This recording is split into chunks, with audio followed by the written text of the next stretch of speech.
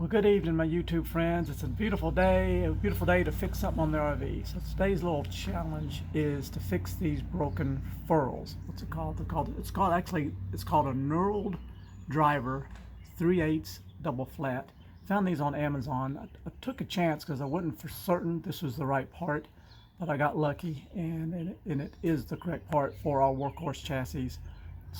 This is a Winnebago, probably pretty common on a lot of RVs. And I've talked to other people that with these break on them, and I got to thinking, well, why are they breaking? So I think I kind of figured out what's happening. What's going on, I believe, I'm gonna try something a little bit different, so hopefully I don't break this new set, is the reason they break, because you can see how, let me get in better position. Okay, yeah, I'm always doing stuff with one hand, so I think here's what's going on. As we put this in place, I think what's happening as we tighten up, that last little bit of tightening, it's going on that wedge. See, the wedge spreads it apart and cracks it. So I think the better option is, of course, first get the wiper arm on there, get it in position so you know the knurl is lined up in the correct spot on the wiper arm. Then just snug it up, but then remove it, because at that time, then it will already be sort of pressed inside the wiper arm. Let me show you down here.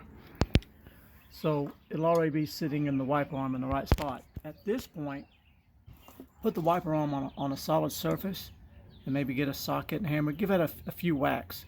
Knock that down to seat it into this housing. So that way when you tighten it up, it don't have the chance to spread, because it'll already be pushed into this part deep and be surrounded by metal, and it can't open up anymore, creating a crack. So that's my theory, and I'm sticking to it. I can't find no documentation on the proper procedure, but it kind of makes sense to me. And so I'm gonna get started here and put this on and show you what I've learned along the way. All right, you can see I kind of like my position right here where it's at. So I'm just going to snug this nut up, just kind of seat it in place slightly, and then I'll take it back off and give it a few love taps. And of course, remember, you got these adjustments here too. So if you come over here and look at it and your arms like sitting this way or this way, you can fine tune it by making this arm longer or shorter. And also remember, and I'll probably need to check this too, is you need to pop these caps off and put your little dab of grease in there from time to time. So those little E-clips in there, they'll get real rusty. Moisture gets in there and they'll rust off. And at some point in time, they get so rusted, the whole arm will pop off on you. And you got to buy a whole mechanism. They're expensive. So that'll save you some grief in the future. So I'm gonna snug that up here, and we'll see what it looks like. All right, got me a wrench now. Not getting crazy, we're just going to snug it up so I know it's in place. Alright, so now let's back it off, take it back down, and see if we can't get it seated good and tight. Okay, so I got the nut off, and to ensure that the little ferrule stays in place, I'm trying to do this one-handed, of course. I'm gonna come behind the ferrule and pinch it so I can take it off. There we go. So the ferrule, sorry about that. There we go. So I know the ferrule is in the right spot. So now I'm gonna get this on some kind of surface. Maybe this right here would work. Come on. Oh, for pity's sake. There we go. So I come up here like this. Give it a few love taps. And I think that would be a better program. All right, let me find something to give it a love tap with. All right, here's what I'm about to do. Got my brass hammer. You look really close. It's just above flush. Because remember, I just snugged it up on that arm. So I'm gonna give it a few taps, but I'm gonna have to I gotta hold this with one hand and tap it with another. Because I know if I don't, I'm gonna tap that thing and it's gonna go flying. So it's just above flush. I'm assuming when I tap it, it'll go maybe a little bit below flush, or at least flush anyway. So let's do some tapping, and I'll be right back. Okay, so yeah, it did what I thought it would. See, now it is below flush, where before it was above. So I think that's going to be the trick to keep us from cracking those ferrules in the future.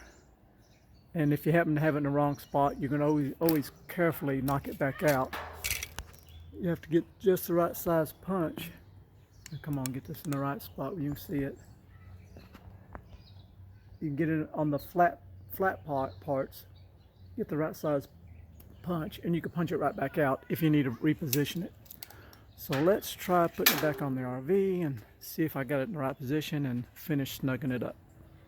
You know, it'd be nice to have a torque spec on these nuts, because it is a little weird when you go to tighten them up, because I've got that one pretty snug now, but it can kind of change. So when you got the wiper arm down, you got this big spring to deal with. So when I put the final tightness on it, I like to pull it back up, so I know it's not being affected by that strong spring when it's laying up against the windshield. And now we just got to get this on here and check our position on that. See what it looks like, see if I need to do any adjusting or not. Looks pretty close. May have to adjust it just a little bit. Okay, like I was showing, you can fine tune this position. So as I move this back and forth, see what happens over here? So you can fine tune it. So you get it where it's exactly straight up and down, where it looks good to you. So it's parallel with that center divider on the windshield. Get it where you want it and snug up those screws. And of course, then turn the wipers on. Make sure it still looks good after you've run the wiper arms just a few minutes or a few seconds. It wouldn't take long just to let it stroke back and forth a few times. Because I need to adjust this one. I don't like how this one's parked. It's a little bit, so the top one's a little bit cattywampus. Is that the word? I'm going to adjust it a little bit too. And while I'm at it, I'm going to check for grease on these caps, see what they look like. So I'm going to finish snugging these up. We'll eventually get this project done before dark.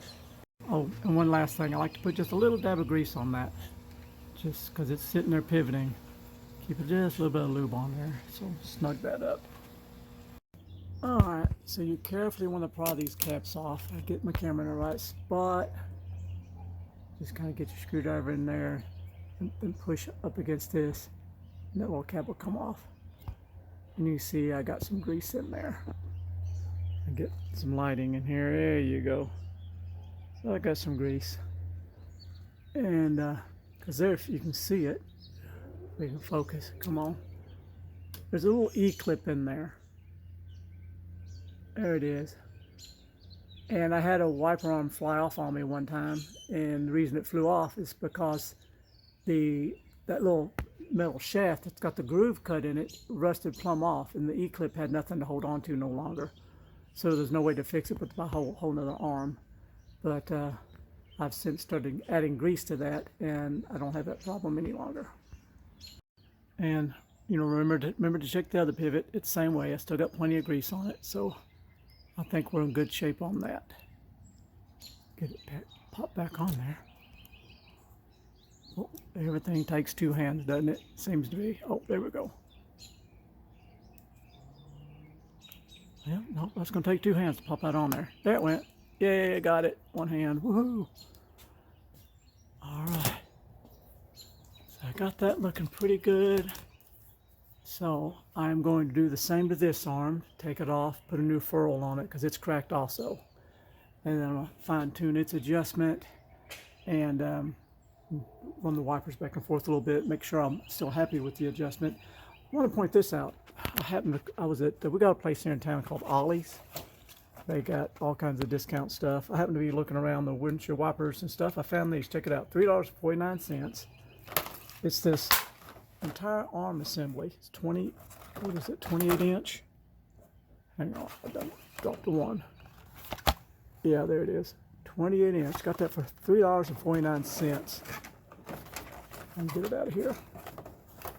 Oh, breaking something. It's got this entire arm. It's identical to one I got here. Don't need them yet, but I'll have them when I do need them. But that was a heck of a deal, getting the wiper blade and the whole arm. I got 3 of them. That's all they had. So sometimes you can pick up some pretty good deals.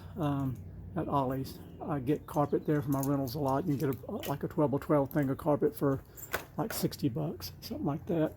Little window unit air conditioner for about $115. So you got some pretty good deals. Anyway, back to this. Let me put the ferrule on this other one, run the wipers a few minutes, and see how everything works and make sure everything's lined up good. All right, here we go.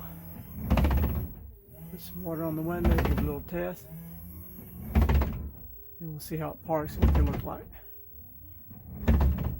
Okay, they look pretty good. I like how they're parked. They look pretty straight. All right, I'm going to call that finished. Let me see, one more thing I want to point out. So I would say as a maintenance item, it'd probably be a good idea to just come here and check the torque on these nuts every now and then. I have heard of these things coming loose and stripping out, causing trouble. So it's probably something to put on your maintenance to-do list every time you change oil or something. But anyway, that was a pretty easy fix. Those little ferrules were expensive. I can't remember. I think it was like $10 a piece. But I'll put a link down below the video. So if you need a set, you can grab them on Amazon pretty quick. Maybe you can find them cheaper somewhere else. But I needed them kind of quick, so that's what I got. And right there's the part number, Aerotex 300637. Alrighty, thank y'all for watching. Have a blessed day. See you, bye. Okay, I got a little PS for you on this video. I was editing the video and I got to think about where I found them, and I bought them on Amazon, and because I wasn't for certain if I was getting the right part, because I was guessing at it, I couldn't confirm for sure. And ordered it through Amazon, even though it was $10.99 a piece, but I had free returns. So if it didn't work, I could easily send it back. It wouldn't be a hassle. So let me show you here. Let me switch hands. I did a little research and I found them a whole lot cheaper at this place. And I'll put a link below the video notes. What's this? NWRV Supply Company. So they've got them for only $4.95 a piece. And I think when I estimated my shipping, it was like $4.95 or something like that. So you could save some money that way, but I'll put a link to that. And now I've got multiple part numbers I found it under, so I'll list all the different part numbers. So that may help you out. Anyway, I guess that's it. See you, bye.